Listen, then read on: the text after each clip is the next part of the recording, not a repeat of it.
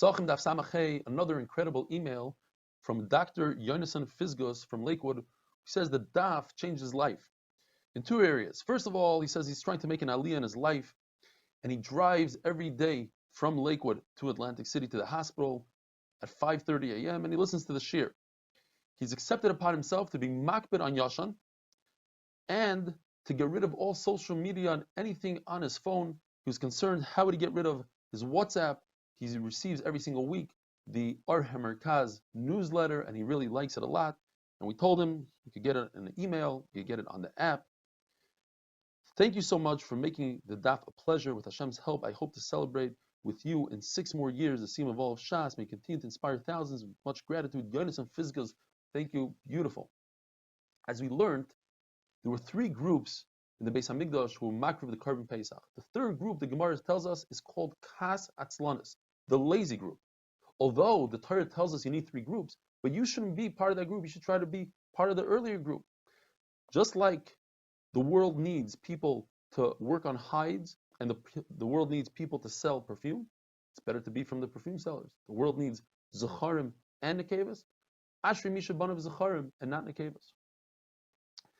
The Chachamim, the Mishnah says, we're not happy with the Kohanim who cleaned the floor of the Beis Hamikdash on Shabbos.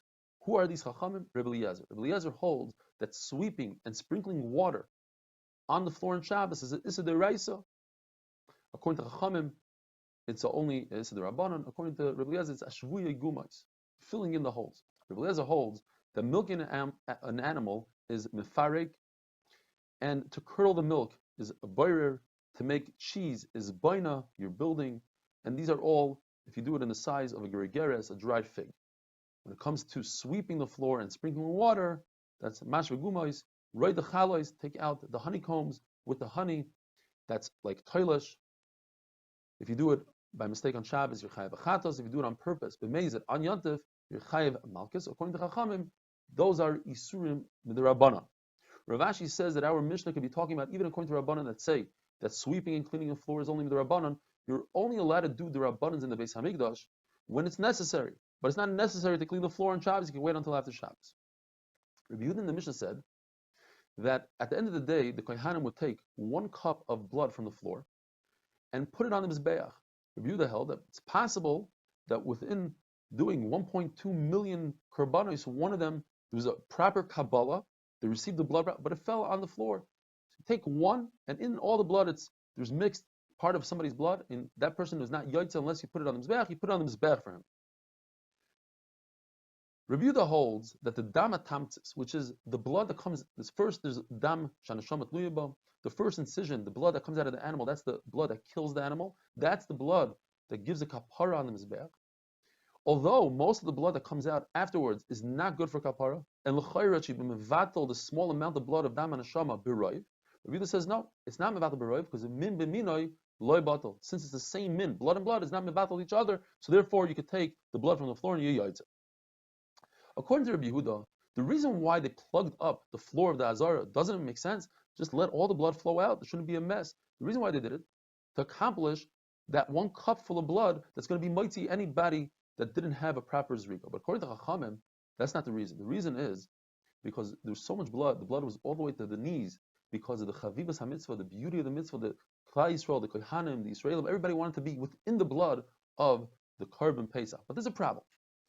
The halacha is that if a kohen's beged, his clothing, if it becomes dirty, his avodah is possible.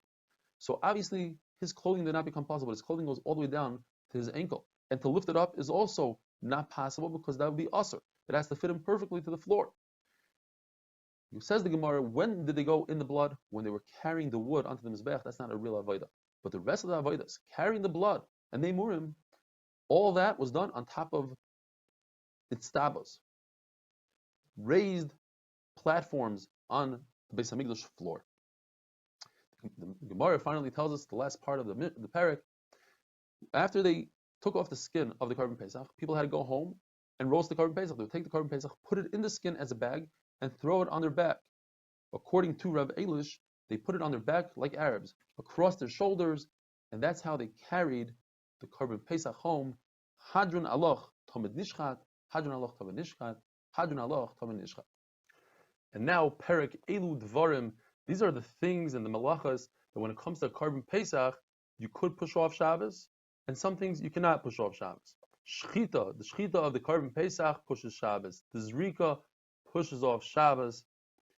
The michui kravav, to remove the waste from within the intestines, pushes off Shabbos. And aktaras chalavav pushes off Shabbos, to take the emurim and put it on the mizbeach. And these are the things that, according to everybody, does not push off Shabbos. Roasting the Korban Pesach, you have to wait until after Shabbos, to Leila Seder.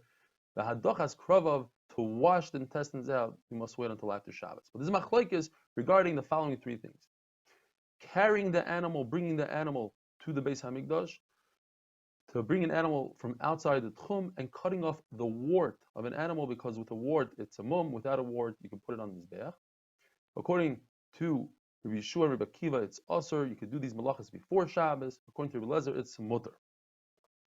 And Rabbi Lezer, the very rare back and forth, like we have today in the Mishnah, Rabbi Lezer says he has a kal v'chomer. If a d'oraisa like shchita pushes off Shabbos, certainly these three things that are only the Rabbanon should push off Shabbos. Rabbi Yeshua says, well, I'll prove it to you from Yantev. You're allowed to be over the d'oraisa to shecht and Yantev, l'tzorich oichel nefesh, but a shvus of the Rabbanon is asur. Rabbi Lezer says a very interesting lashon back to Rabbi Yeshua. He says, Mazeh Yeshua, what are you talking about?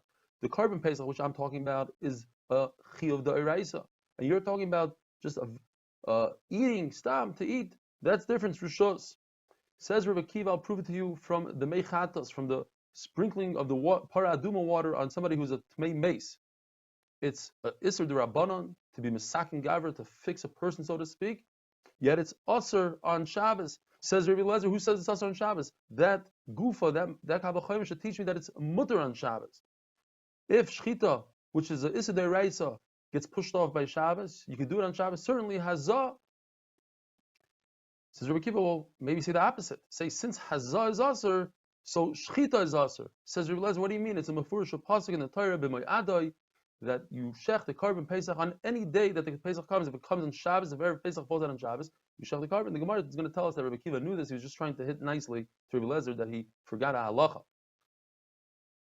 Says Rabbi Akiva, since to carry an animal and bring an animal out of the tchum and cut off the wart, these are all things that could be done before Shabbos. Therefore, they're not included in the word mo'adai, and that's the rule. If you can do it before Shabbos, then you cannot push off Shabbos. And if you cannot do it before Shabbos, like shechting an animal, then it does push off Shabbos. Have a wonderful day.